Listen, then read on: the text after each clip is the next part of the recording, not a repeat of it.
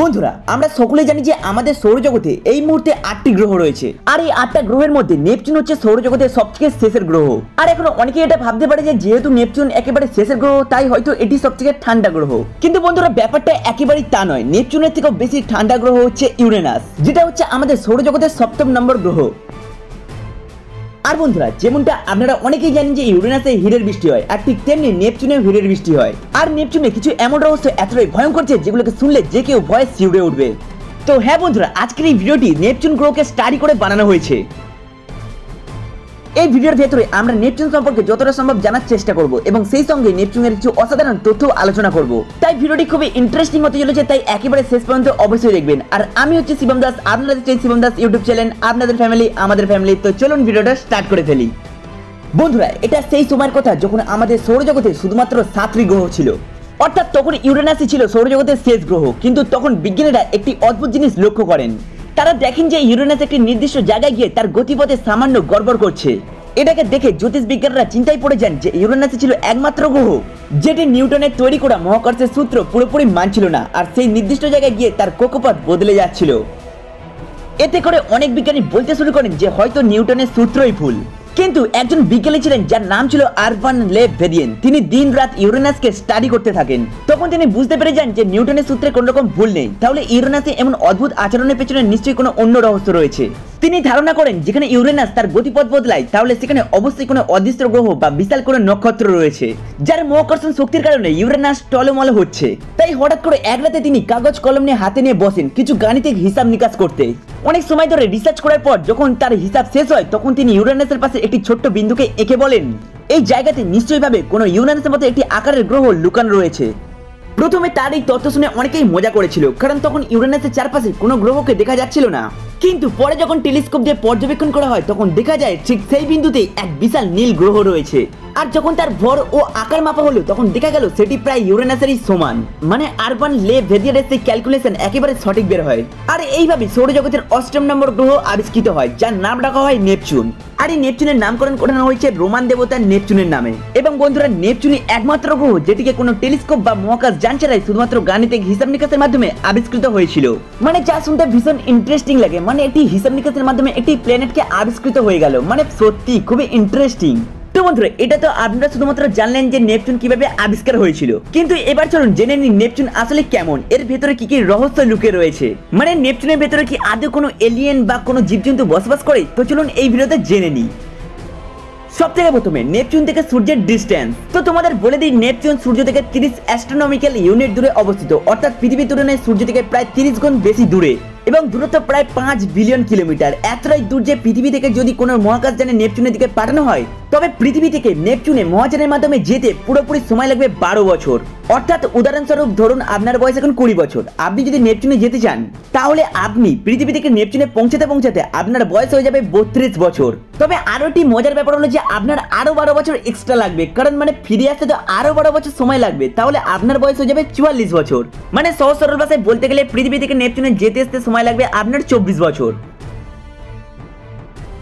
তবে আজ পর্যন্ত নেপচুনে কেউ যায়নি, কিন্তু নাসার ভয়েজার 2 নামের মহাকাশযান প্রথম নেপচুনের কাছে পৌঁছেছিল 1989 সালে এবং এটি ছিল সর্বপ্রথম নেপচুনের কাছে পৌঁছানো কোনো এয়ারক্রাফট। এটিকে পৌঁছাতে সময় লেগেছিল 12 বছর। ভয়েজার 2 প্রায় 4 মাস ধরে নেপচুনের চারপাশে ঘুরে প্রচুর পরিমাণে তথ্য সংগ্রহ করে। ভয়েজার 2 যে নেপচুনের চারপাশে ঘুরেছিল 4 মাস, তার মধ্যে একটা অন্যতম তথ্য হলো যে নেপচুনের 5টি রিং রয়েছে, যদিও সেগুলো খুবই অস্পষ্ট। আর সবথেকে মজার ব্যাপার হলো যে পৃথিবীতে তো একটি মাত্র চাঁদ রয়েছে, কিন্তু আপনারা কি জানেন নেপচুনে কয়টি চাঁদ রয়েছে? মানে আপনারা কি আন্দাজ করতে পারেননি? তো আপনাদের বলে দিন নেপচুনে রয়েছে মোট 14টি চাঁদ এবং এই চাঁদগুলোর মধ্যে সবথেকে রহস্যময় চাঁদটি হলো ট্রাইটন। ট্রাইটন হলো নেপচুনের সবথেকে বড় চাঁদ যার রেট্রোগ্রেড অরবিটে ঘোরে, সে তার উল্টো দিকে ঘোরে এবং টাইটনকে সৌরজগতের সবথেকে ঠান্ডা জায়গা বলা হয়। এবং এটিকে সবথেকে ঠান্ডা জায়গা এই জন্য বলা হয় কারণ এখানে তাপমাত্রা -391 ডিগ্রি ফারেনহাইট। আর সেখানে সবথেকে মজাদার ব্যাপার হলো সেখানে আগ্নেয়গিরি থেকে কোনো লাভা নয় বরং বরফ বের হয়, যা সত্যি অনেকটা ভয়ঙ্কর একটি ব্যাপার। আর এটি ভয়ঙ্কর ব্যাপার তো বটে, কিন্তু আপনারা কি জানেন যে এখানে লাভার বদলে বরফ কেন বের হয়? তো তাহলে আপনাদের এটা বলে দিই। আর এর সবথেকে বড় কারণ হলো যে নেপচুন সূর্যের চারপাশে একবার ঘুরতে 165 বছর সময় নেয়।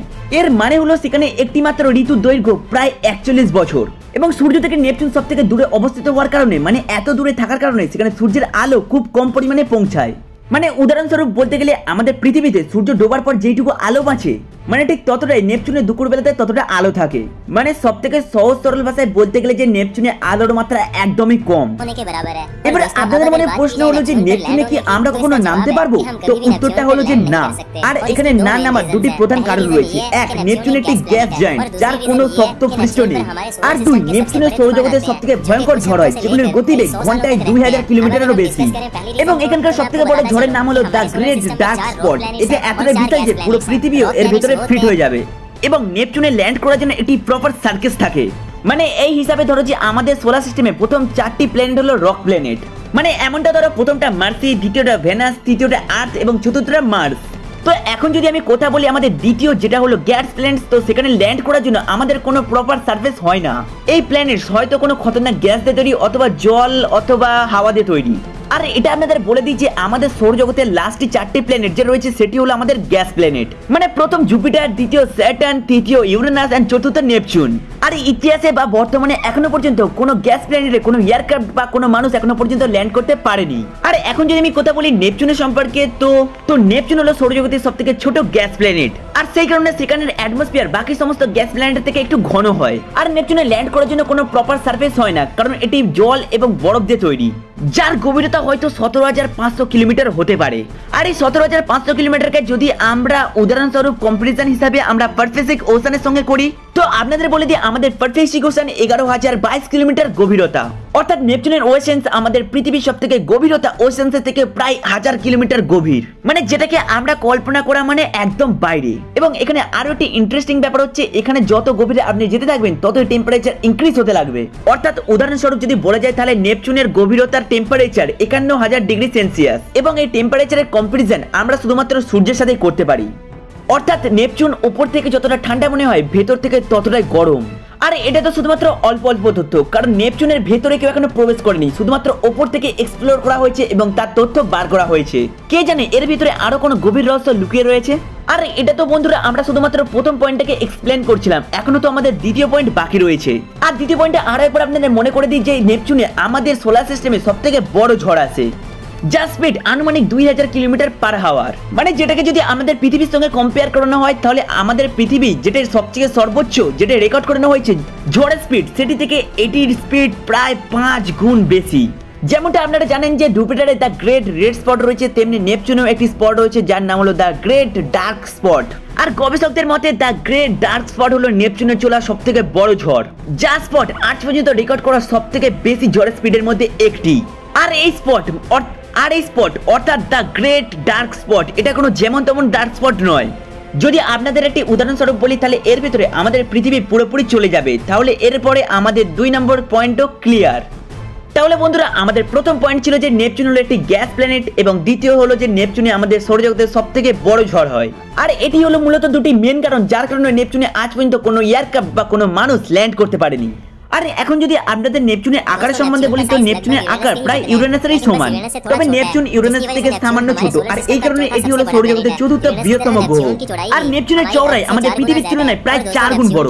মানে উদাহরণস্বরূপ বলতে গেলে নেপচুনের ভেতরে আমাদের পৃথিবীর মতো প্রায় 50টি গ্রহ ভিতরে আরামসে ফিট হয়ে যাবে। আর যদি আপনার ওজন পৃথিবীতে 45 কেজি হয় তবে নেপচুনে আপনার ওজন হয়ে যাবে 50 কেজি। মানে এর গ্র্যাভিটি পৃথিবীর সঙ্গে অনেকটাই মিল খায়। এবং পৃথিবীতে একদিন 24 ঘন্টায় হয়, আর নেপচুনের কথা বলি তো নেপচুন একদিনে মাত্র 16 ঘন্টায় হয়। মানে নেপচুনের রোটেশন পৃথিবীর থেকে প্রায় কয়েক গুণ বেশি। এখন যদি আমি নেপচুনের কালারের সম্বন্ধে বলি তো নেপচুনের কালার ব্লু। অনেকেই ভাবতে পারেন যে এটি ঠান্ডা অথবা পানির কারণে হয়, কিন্তু আপনারা যদি ভাবেন যে এটা বরফ অথবা জলের কারণে হচ্ছে তো এমনটা মোটেও না। তো নেপচুনের এই ব্লু কালারটি অ্যাকচুয়ালি মিথেন গ্যাসের জন্য হয়। আর নেপচুনে মিথেন গ্যাস প্রচুর পরিমাণে রয়েছে, যেই গ্যাস সূর্যের রশ্মিকে অ্যাবজর্ব করে নেয় এবং নীল রঙের রিফ্লেক্ট করে। আর ঠিক এই কারণে একে দ্য ব্লু প্ল্যানেট অথবা নীল গ্রহ বলা হয়। আর যেমনটা আপনারা জানেন যে ইউরেনাসে হিরের বৃষ্টি হয়, আর তেমনি নেপচুনেও হিরের বৃষ্টি হয়, কারণ এর ভিতরে হাই প্রেসার পাওয়া যায়, যার কারণে এখানেও হিরের বৃষ্টি দেখা যায়।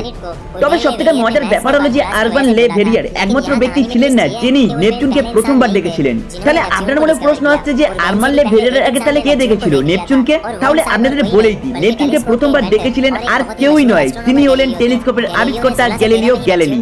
আসলে 1613 সালে টেলিস্কোপের মাধ্যমে গ্যালিলিও গ্যালিলি নেপচুনকে দেখেছিলেন। তবে তিনি এটা ভেবেছিলেন যে এটি কোনো তারা অথবা কোনো নক্ষত্র, তাই এটিকে তিনি কোনো ধ্যান দেয়নি। কিন্তু এর তথ্য পাওয়া যায় তার আঁকা ছবিগুলোতে। নেপচুনকে তারা হিসাবে তিনি চিহ্নিত করেছিলেন। তো বন্ধুরা, এটি ছিল ডকুমেন্টারি দ্য ব্লু প্ল্যানেট, মানে আমাদের নেপচুন গ্রহে। এখনো পর্যন্ত শুধুমাত্র একটি মহাকাশযান নেপচুনের কাছাকাছি গিয়েছে, তাই আমরা নেপচুনের সম্পর্কে এখনো পুরোপুরি তথ্য আমরা জানি না। এর ভেতরে হয়তো আরো অনেক রহস্য লুকিয়ে রয়েছে যা আবিষ্কারের অপেক্ষায়। এই ভিডিওটিকে অনেক রিসার্চ আর পরিশ্রমের মাধ্যমে তৈরি করা হয়েছে, তাই একে অবশ্যই একটি লাইক করবেন। এবং নেক্সট আমরা কোন প্ল্যানেট সম্পর্কে ডকুমেন্টারি ভিডিও বানাবো তা কমেন্ট করে অবশ্যই জানাবেন। আর এই নীল গ্রহের সম্পর্কে জানার পর আপনাদের কেমন লাগলো তা কমেন্ট করে অবশ্যই জানাবেন। আর এরকমই আরো ইন্টারেস্টিং অ্যামেজিং ভিডিও দেখার জন্য আমাদের চ্যানেলটিকে সাবস্ক্রাইব করে পাশে থাকা বেল আইকনটিতে প্রেস করতে একদমই ভুলবেন না। তো চলুন আমি দেখা করছি আপনাদের সঙ্গে পরবর্তী ভিডিওতে। ততক্ষণের জন্য ধন্যবাদ। আজকের মতো টাটা, বাই বাই।